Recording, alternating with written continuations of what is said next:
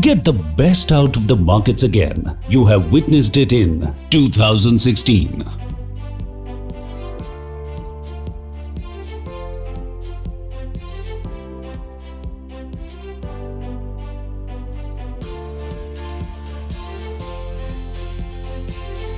2018.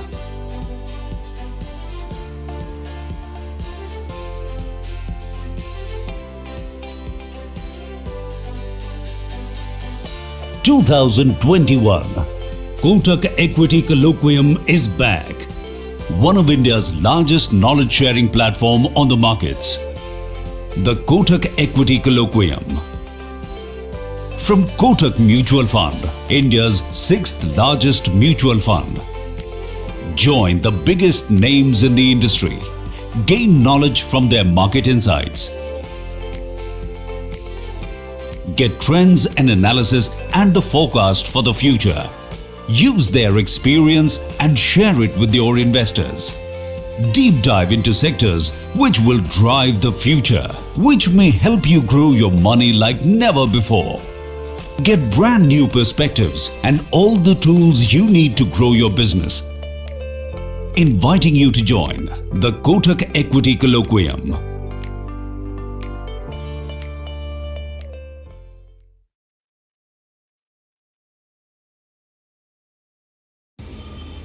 Good evening, friends. Welcome to another edition of the Equity Colloquium for March 2021. This month, we are going to do a presentation on oil and natural gas sector by Mr. Mandar Pawar, our equity research analyst who tracks the particular sector. Also present with us is Mr. Harsha Upadhyay, our CIO and head of equities. Your feedback and suggestions that you have been giving every month is extremely motivating, and it helps us ensure that every month we come to you with a new sector, better output and quality of the presentation. Please keep those feedbacks coming and pushing us and encouraging us to go the extra mile to ensure that we come back to you with more information about the various sectors. Without not taking too much time now, I would like to request Harsha Upadhyay to take this discussion forward. Thanking you all once again, and welcome to Equity Colloquium for March 2021.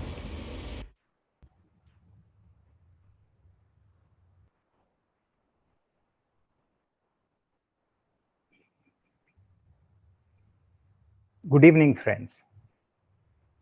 This is yet another edition of Equity Colloquium. This time around, we would be talking about commodities, which will include energy complex as well as ferrous and non-ferrous metals. This presentation would be handled by Mandar Pawar, who has been with us for more than a decade, and he would be taking this discussion forward. Before we do that, let me spend a couple of minutes in terms of talking about the current market setup. If you look at the current markets, there has been increased volatility as compared to maybe a couple of months back. There have been few concerns. Those concerns have been on how the interest rate yields have been moving and how inflation has been picking up in the global scenario. There has been a little bit of concern about a second wave of COVID in India as well. When you analyze all of these risks, yes, these risks are in front of us, but we still believe that economic recovery is still gaining momentum. Even if you have another round of COVID spike, very unlikely that we would get into a situation where there would be a lockdown on a pan-India basis. There could be localized lockdowns. It may affect few industry segments, few companies in terms of supply and distribution, etc. Or maybe some consumer demand will get impacted.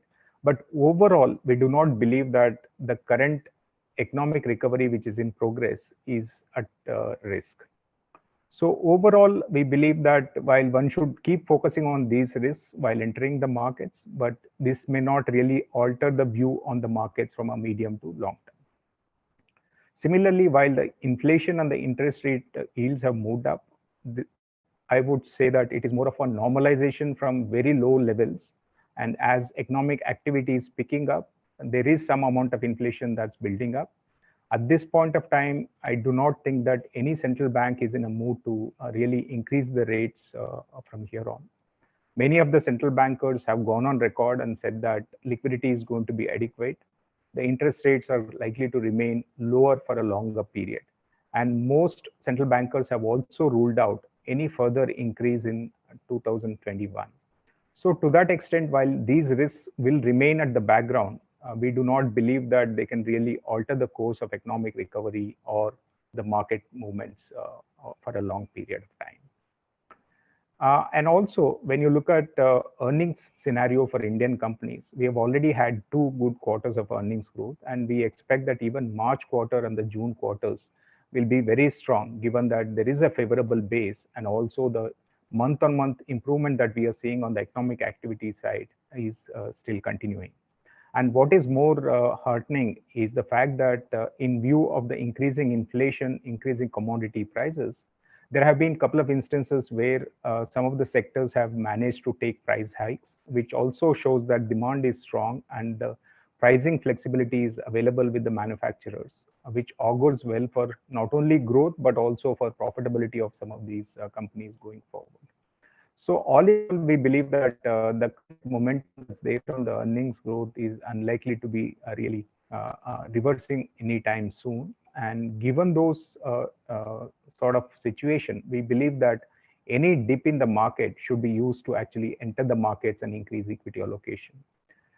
Another fact which I would like to place it before you is what we have seen in the month of March until now.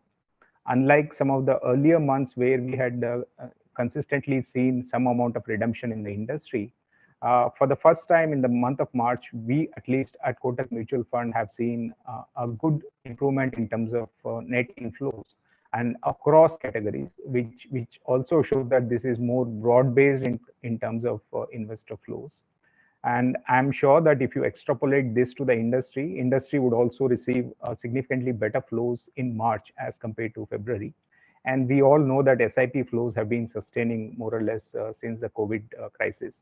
So overall, I think the investor mood is also turning around. Markets have also given some correction, which could be a good entry point for those who are looking at equities from a 2 to 3 year perspective. So, so coming to the current presentation, initially Mandar would cover energy sector, wherein he would talk about the demand drivers. What is the future of oil from a medium to long-term perspective? What are the supply situation across various geographies? How is it going to affect the pricing? And finally, our investment view on the oil and gas sector. And thereafter, he would talk about similar issues in ferrous and non-ferrous sectors of metals, and place before you in terms of how the demand supply scenario is evolving. What are the ESG concerns that people may have on some of these sectors? How is it getting addressed? And finally, our investment view on ferrous and non-ferrous segments as well. So overall, it's going to be a fantastic half an hour or so discussing about commodities sector, and thereafter we would take queries from the audience, and we would try to interact with you so that some of those issues can be clarified further. Now I request Mandar to take the stage and talk about commodities in detail. Thank you. Over to you, Mandar.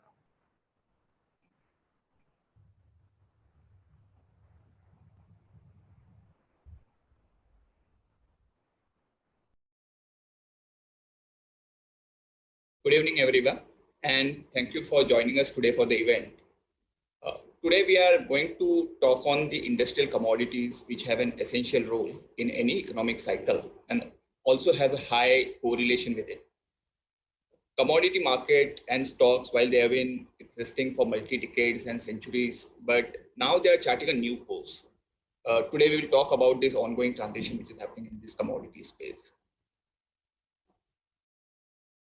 First, let us understand why commodities play an important role in the economic cycle. Today, world GDP is around $81 trillion, of which industrial GDP is about $26 trillion. Within this, the basic industrial commodities related to energy and metals comprise more than 1/6, that is around 4 trillion before accounting for the value addition which is done on these commodities. While what drives these commodity cycles and prices? Essentially, there are four main factors. Most importantly, the demand and supply dynamics. Shifting demand and supply factors set the prices, and reverse is also true, where the price also drives the demand and supply factors. While this interplay between the prices and demand supply play an important role in the cycle, there are also factors such as cost curve. The input cost for mining or production of these commodities are also the major price determinants. Commodity prices have an inverse correlation to US dollars. So all commodity prices are primarily quoted in US dollars since they are globally tradable. And a strong US dollar increases the prices of these commodities in the local currency for the consuming economy. And that in turn diminishes the demand, which in turn again suppresses the prices and vice versa. Now, liquidity and fund flow are also other technical factors which drive the prices, particularly in case of the exchange traded commodities like oil and base metals. Let us first talk about energy commodities, that is oil and gas. Like we mentioned at the beginning, demand and supply are the major price setting factors. So let us look at how the two factors evolved over the past few years. Looking at the supply side first, and that is prior to 2020, which was an abnormal year due to COVID-19 impact. So 20 years back, world was consuming 71.5 million barrels per day of oil, whereas in 2019, it was 95.2 million barrels per day. So which is a CAGR of 1.4%. The OPEC group continues to be the largest group of oil suppliers, accounting for little over 1/3 of the global oil supply. However, in these years, the supply addition done by OPEC of 6.7 million barrels per day has been almost matched by Russia, and USA has been even higher at 9.3 million barrels per day. While OPEC continues to be the dominant group determining the global oil supply, the production from Russia and USA have also a role to play in driving the price levels. Importantly, the shale boom in the last decade has been a very important development for the oil market, which has led to this US oil production increase. OPEC, by controlling the production amongst its members, sets a floor on the oil price, whereas the higher oil prices incentivizes the shale oil production to be higher, which then acts as a cap for the oil prices. So on the demand side, the shifts in the market have been even more interesting. USA is the largest oil consumer in the world. It used to be 26% of the global consumption in 1999, but the demand has not grown in the last 20 years in US, and hence its share has fallen to about 20% now. Demand in these last 2 decades have been driven by China and India, which together accounted for 57% of the incremental demand, from being about 9% of the market together in 1999. India plus China are now about 20% of the market, which means they have become as large as US now. Therefore, the economic growth cycles in US, China, and India become the building blocks for determining the oil demand in the future. We looked at geographies driving demand. Now let us see the demand from the end use perspective. So the transportation, that is road, rail, aviation, and marine, account for 57% of oil demand, and the balance being the residential and the industrial usage. So this 57% of the demand pie, which has been attacked by COVID-19, where factors like work from home and lesser air travel has disrupted demand in the short to medium term. Other than these, the evolution and the technology advancements that we have seen in electric vehicles and renewables will destroy the demand over the long term. Now, rising considerations of ESG factors are also delivering blows to oil as a commodity due to a significant carbon footprint that this commodity leaves. it is putting question marks on sustainability of oil as a source of energy and also making funding of the oil and gas projects difficult at the margin. Now, these factors are making investment decision challenging for the producers of oil and gas. And other than this, it is also negatively impacting the valuations of these oil and gas companies across the world. So the outlook is appearing concerning for the commodity in coming years. There is also an underlying trend, which is the investment cycle, which can surprise on the other side. The sector has seen a prolonged period of underinvestment as E&P capex has been cut massively since the GFC crisis, as can be seen in this chart. The conventional offshore and the onshore E&P projects are long gestation projects, and even though shale oil are of shorter gestation, but the supply can still lag behind and take time to catch up with the post-COVID recovery in demand that one expects in the coming year. So unless OPEC is liberal in releasing the production which has been contracted, there could be a tightness in the oil market in the short term. So where does oil as a commodity stand here? So it may be approaching a dusk, but in the interim, effects of underinvestment in the sector could show up. This could present a short-term tactical plays in the oil-related equities in coming years. How does India stand in this evolving space? So over the past 10 to 12 years, India had a roaring demand growth for oil, but the domestic production, in fact, has seen a slight decline. As a result, India's dependence on imports has increased from 75% to 87% in the last 12 years. And the results, and this has resulted into increase in the oil import bill for India. So any decline in import bill which has happened over these years has been largely a function of the oil price fall, and therefore, any oil price volatility has a large bearing on India's fiscal. In case of India's gas requirement also, there is an increasing import dependency, though it is not as alarming as in case of oil. The imported LNG gas is meeting about 55% of India's total gas requirement, though it has grown from 28% 12 years back and now standing at 55%. It is still a reasonably good position compared to oil, which is at in the high 80s. So oil sector in India has seen a major positive change over the last few years as the ugly monster of under recoveries has been buried. The petroleum under recovery, which had touched about 1,62,000 crores in fiscal year 2014, has been brought down to about 24,000 crores now in FY20, which is now a very manageable amount. So this has made the oil sector in India as a cleaner play than it was before.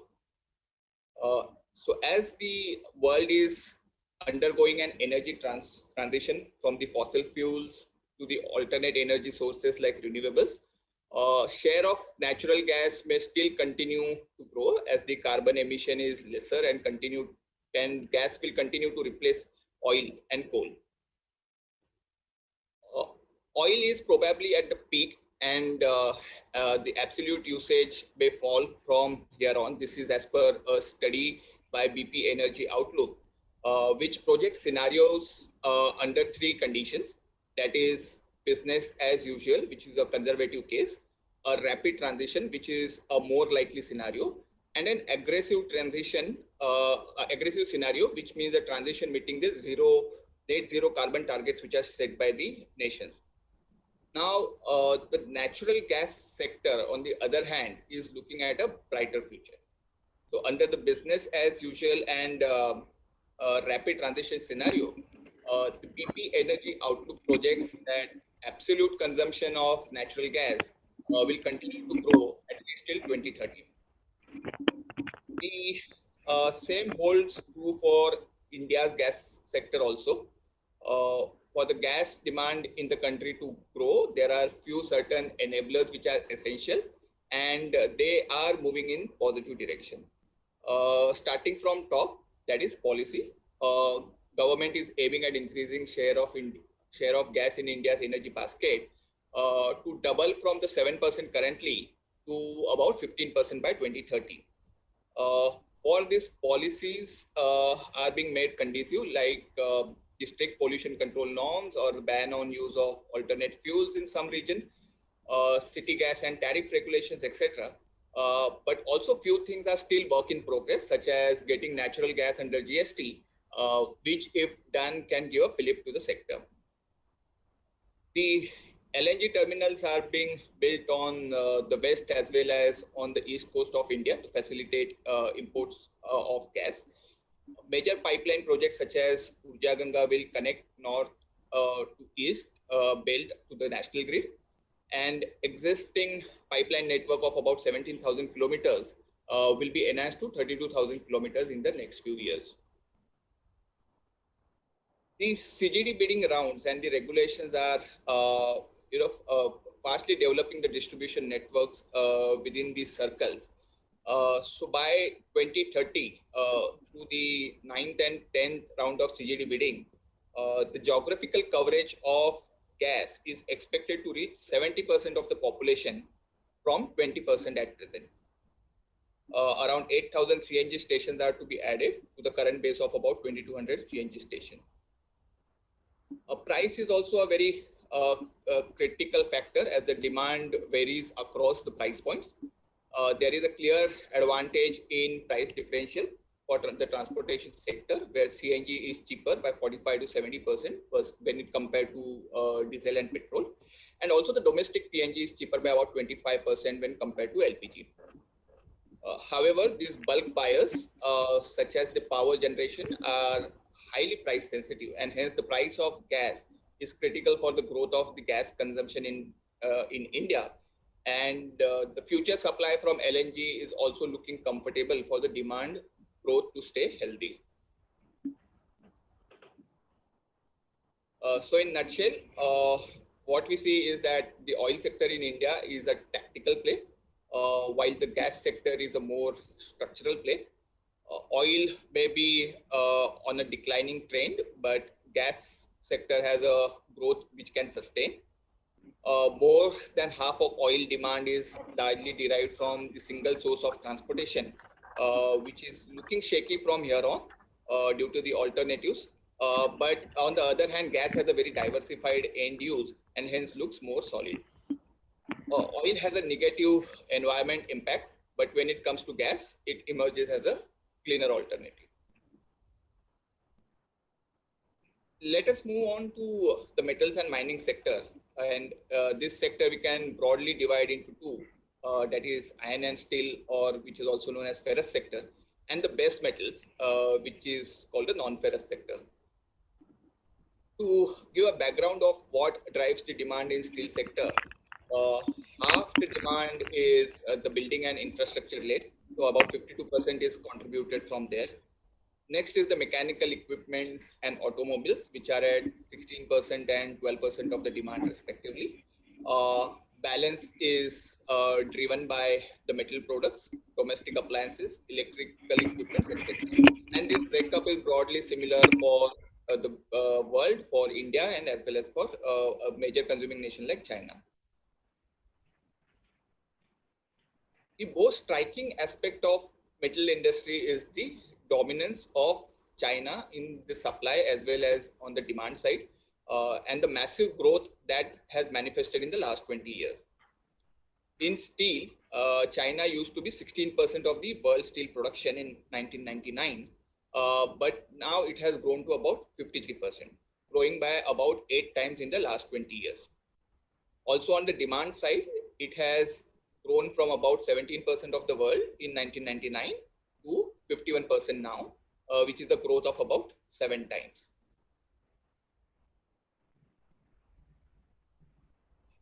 In the non-ferrous sector also, China is accounting for nearly 50% of the demand.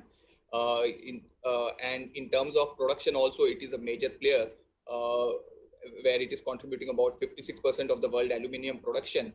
40% is coming from China for copper smelting, In case of zinc, it would be about 45%, and in case of nickel, it would be about 35%. So China plays a very dominant role in production as well as in case of demand. Therefore, situation in China in terms of policies, regulations, business cycles, local factors, etc., has a huge implication for the global market. In metal sector, it is said that when China sneezes, the world catches cold, and it is pretty much what we literally saw in the last year in 2020. There is a massive gap between where China stands and where the rest of the world stands in the metal sector. After China, which is nearly 1 billion tons of steel production, the next largest steel producing country is India, which is at about 110 million tons. So we are talking about 1/10 the size of China. However, when it comes to per capita consumption, India ranks way lower than the other countries, while China is about 9 times and South Korea is about 14 times. Even countries like Iran, Mexico, Russia, Turkey are 3 to 4 times that of India in per capita consumption. This shows that there is a huge potential for India's steel consumption and production to grow in coming years, despite being number 2 in production already. The outlook for the sector in the near term is looking positive post the shock that was received during the COVID-19 pandemic. And the improvement from here on is being driven by the underlying economic strength, where which are also visible in the IIP numbers world over, which move into the territory, and also the manufacturing PMIs, which are now above 50, which is indicating expansion of these economies. India's metal sector, both ferrous and non-ferrous, will piggyback on this global recovery. But there are also inherent positive factors for Indian metals sector to grow. Demand for infrastructure will continue to grow since there is a need for creation of transport infrastructure, rural and urban housing, electrification, and also pipeline projects in oil and gas and water segments, to name a few. Automobile growth in personal mobility as well as commercial vehicles will drive the metals demand. At the same time, the transition to electric vehicles and also will also enable a faster replacement cycle and growth in auto sales, which in turn will drive the demand for metals. Development of large-scale rail projects, something like a dedicated freight corridor or the metro projects, are also seeing large usage of steel and non-ferrous materials. Similarly, the growth in machinery, equipment, consumer durables will be the other drivers for the sector. Now, specific to India's steel sectors, we have witnessed a very visible consolidation. The top 5 steel producers used to account for about 48% of the domestic production in 2009-2010, which has now grown to about 60%. So this has been a result of the IBC process, under which the defaulting steel producers were acquired by the large steel producers. The other positive trend in the sector is the massive deleveraging which this sector is undergoing right now as a result of the benefit of higher commodity prices, as well as a discipline in the capital allocation. This has substantially brought down the risk on the balance sheet, and the major players in the sector and the major players in the sectors have improved their balance sheet position, and that is creating value for the equity shareholders.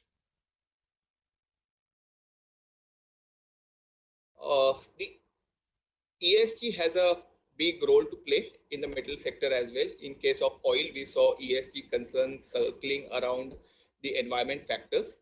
But in case of metal, challenges are on all 3 fronts of environment, social, and governance. This applies not just to the Indian companies, but also global companies. So when environment related factors may not be as concerning as in case of oil, but there is ground to be covered when it comes to carbon and greenhouse gas emissions, or factors like deforestation and also the waste handling. Now, unlike oil, which has the product itself under question, here in metals, it is the manufacturing process which is under question. The companies in the sector are also waking up to these challenges, and they are chalking roadmap to reduce their environment impact. Similarly, the track record on social and governance factors has been less than satisfactory in the past. And that is also an area where companies are now working towards improving their performance.